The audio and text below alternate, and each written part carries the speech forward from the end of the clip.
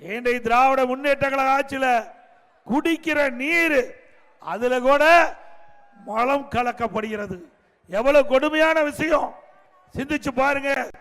இந்த ஆட்சி வந்த பிறகு வேங்க வெயில்ல இன்னும் அந்த குற்றவாளிகளை கண்டுபிடிக்க முடியல.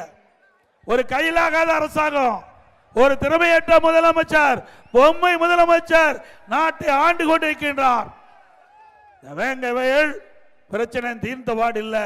அதற்குள்ள மதுரை மாவட்டம் சோழவந்தான் அருகே அங்க வடுகப்பட்டிக்கு பக்கத்தில் அமைச்சியாபுரம் அங்கு இருக்கின்ற புதிதாக கட்டப்பட்ட மேல்நிலை தொட்டி திறக்கின்ற பொழுது அங்கே மலம் கலந்த நீர் எவ்வளவு கொடுமையானது.